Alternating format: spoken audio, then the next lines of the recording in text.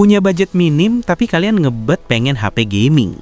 Tenang, ada satu HP bekas yang menurutku masih menarik banget untuk dipertimbangkan, yaitu Black Shark 2. HP ini dulu sempat populer sebagai HP gaming paling terjangkau di kelasnya.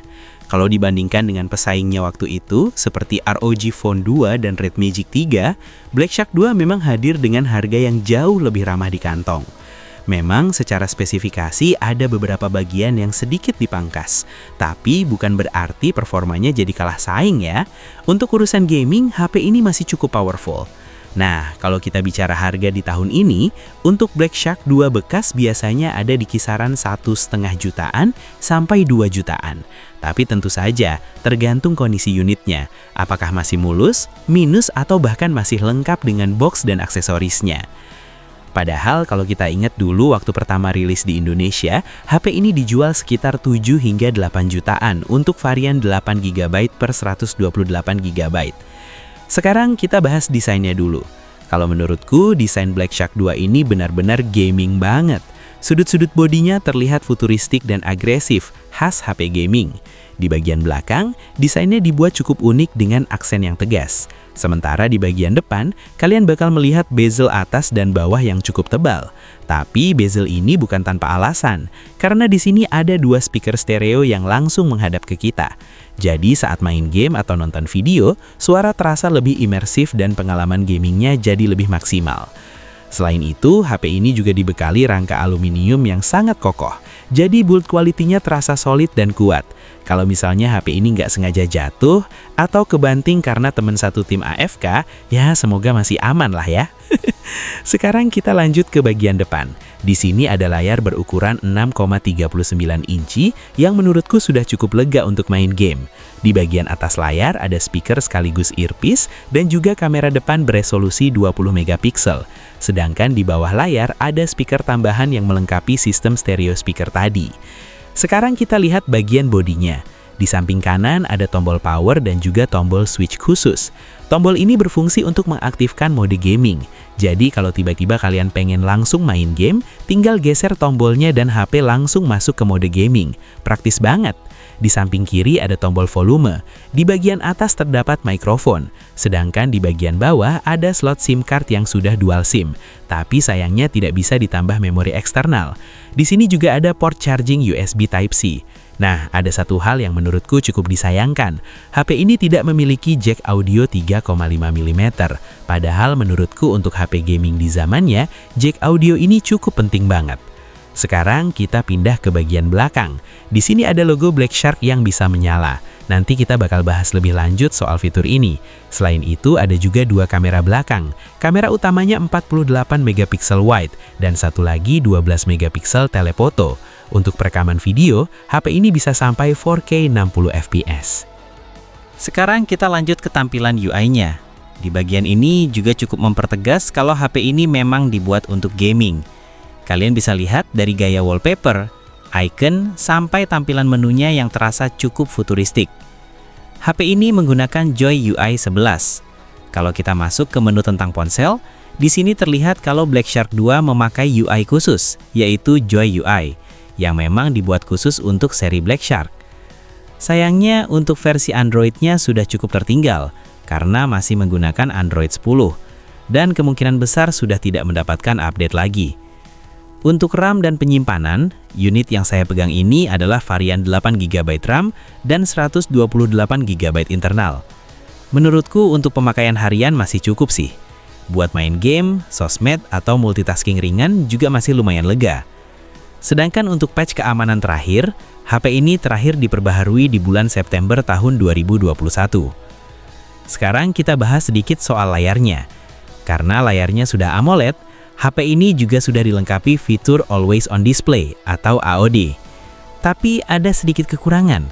AOD di sini tidak bisa aktif hanya 10 detik seperti di beberapa HP lain, melainkan hanya bisa digunakan dengan sistem jadwal.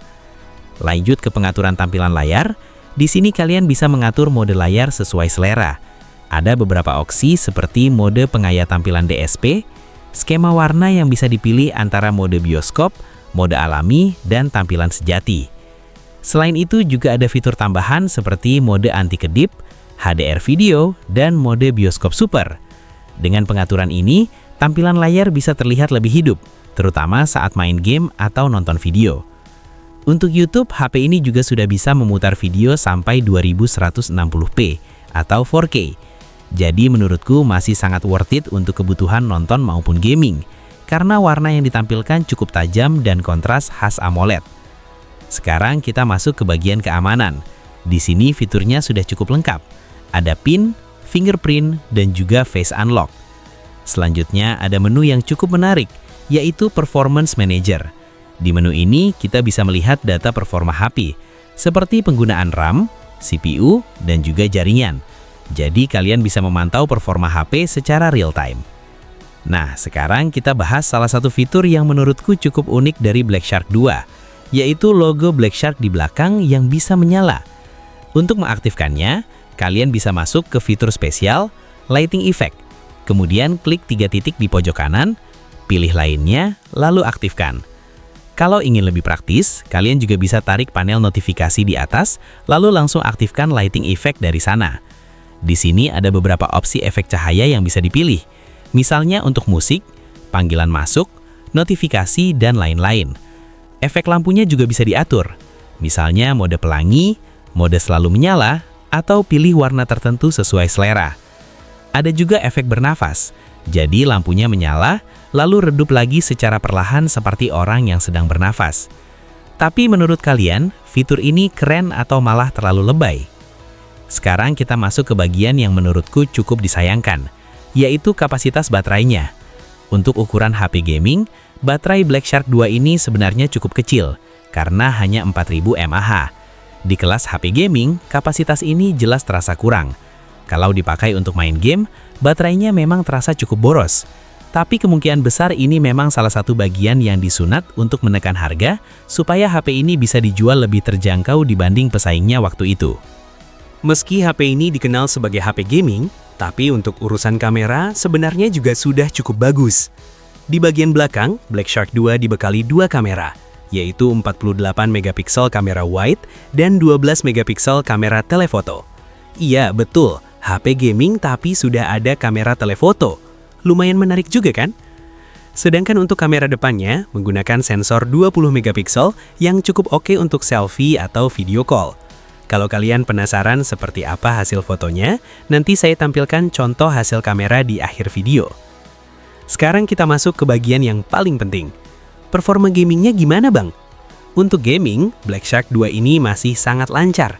Di sini saya sudah coba beberapa game seperti PUBG Mobile, Mobile Legends, dan juga Magic Chess Go-Go. Hasilnya masih sangat playable.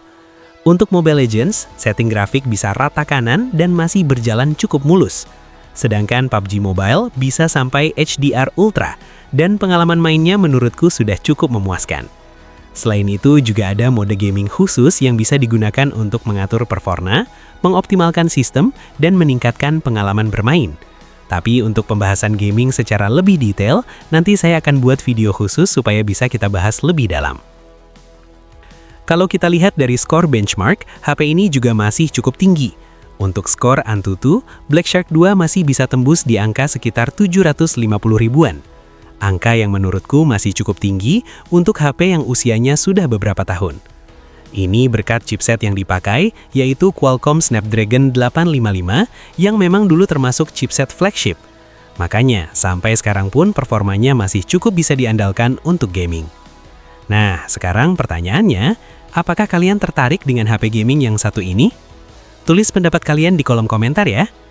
Sebelum saya pamit, saya akan kasih sedikit kesimpulan setelah memakai Black Shark 2 ini. Buat teman-teman yang ingin membeli HP ini, entah karena harganya yang sudah murah atau karena kebutuhan gaming ringan, ada beberapa hal yang menurutku perlu dipertimbangkan terlebih dahulu. Beberapa kekurangannya, performa yang mulai menurun dibanding HP gaming terbaru, baterai yang terasa cukup boros, HP terasa panas saat main game lama, sudah tidak mendapatkan update Android lagi, bobot HP cukup berat jadi bisa terasa melelahkan kalau dipakai lama, dan yang cukup disayangkan tidak ada jack audio 3,5 mili.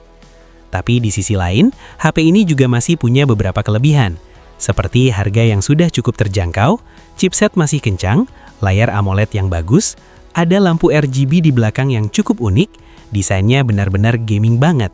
Speaker stereo yang cukup mantap, dan yang terakhir, bodi HP ini terasa sangat kokoh. Jadi menurut kalian, apakah Black Shark 2 ini masih layak dijadikan HP gaming di tahun sekarang? Tulis pendapat kalian di kolom komentar. Saya pamit dulu, sampai jumpa di video berikutnya. Terima kasih sudah menonton.